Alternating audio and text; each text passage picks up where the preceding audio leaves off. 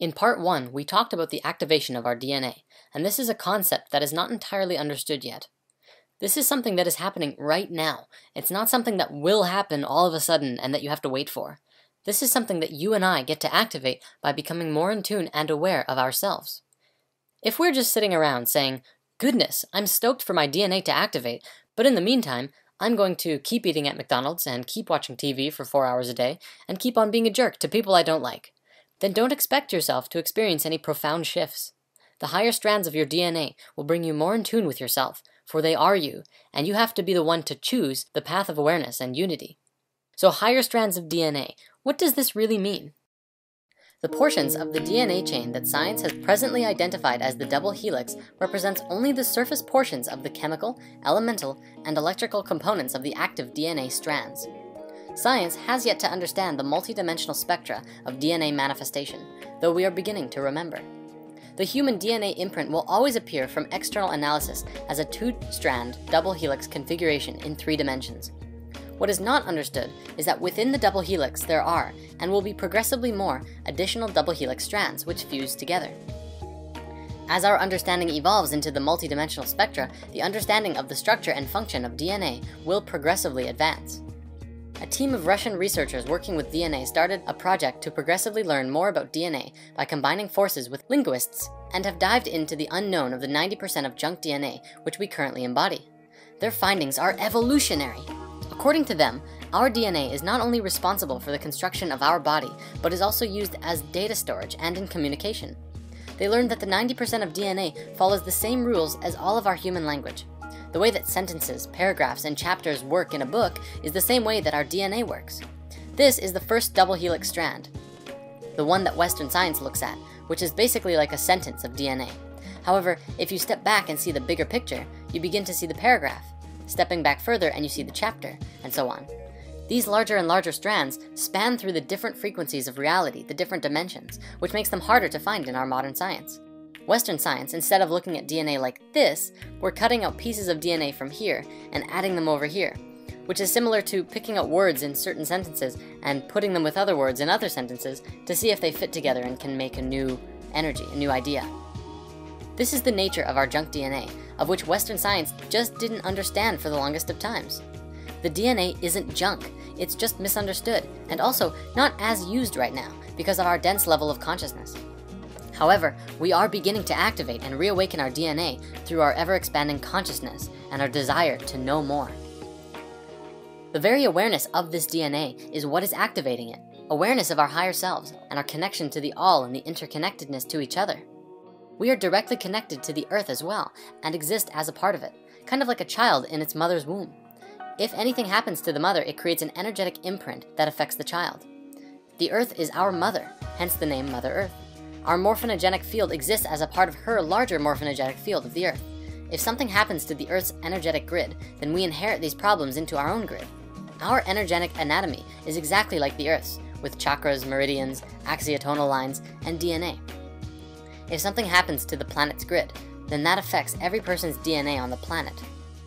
We're at a very important point in history right now because we are remembering how to regenerate our original organic imprint for health. We don't even need science and fancy equipment to do this. We're just required to learn how to use what we came here with. By moving into a space of love and light, opening and living from the heart, and living in a place of emotional stability and health, you can once again reactivate your light body, and in doing so, reconnect with the higher frequencies of your being. Energetic blockages will reveal themselves as problems in your own life. Depression, anxiety, temper rages, or personal problems in your life which are causing stuckness or driving you down a path of chaos or disruption are also energetic blockages. We talk a bit more about this in lesson 13. A lot of teachings online demonstrate that there are specific shapes and geometries that you have to work with, such as the star tetrahedral Merkaba field, to reactivate your light body. This is true, but you also have to remember that the geometry is inherent to your being. It's actually not necessary to put pressure on yourself to put a star tetrahedral Merkaba field around your body and keep each piece spinning opposite to each other at this particular speed, at this particular ratio, and it is important to get the feel of it and understand where it is and what shape it is. Beyond that though, it's more importantly that you put your focus into love, your heart center, and creating a vibrant reality for yourself. Realize that you are a creator and that the experiences that you are having are of your creations. Bring love into your life and all of those around you. The light body will reactivate when you are ready, and you will know when you are ready. My advice is also to work with sacred geometry. If it resonates with you, put conscious thought into understanding things like the yin-yang, the understanding of duality. You can also work with the Trinity, which is understanding mind, body, and spirit, or wisdom, understanding, and beauty. Then there's the 4 elements of creation. Earth is physical, air is mental, water are emotional, and fire is spiritual. If you're familiar with the tarot, you can use it to go so much deeper into understanding the 4 elements, which is the basis of the 4 suits in a playing deck of cards. And the major arcana are the experiences that you go through, the toroidal field geometry, from the path to the Fool to understanding the all, from the singularity all the way around to the singularity. Beyond that, you can also try working with energies, meditate with crystals, go get Reiki, or practice Qigong. The more you work with them, the more receptive you become to feeling the energy fields all around you. The final thing I want to say is this: we are all one, and our DNA is connected. The process of DNA activation is as much a solo journey as it is a collective one. Through conscious conversation, getting in tune with your friends, and opening up your heart to those around you who you can trust will facilitate DNA activation within not just you, but those who you communicate with. Think of it like a big jigsaw puzzle, and everyone has a different piece of this puzzle. By simply communicating with them, hugging them, gazing into their eyes, listening to what they have to say, and sharing what you know with them, you will facilitate a transfer of energy. And that's just it. DNA activation is feeling, truly feeling more than you ever have before.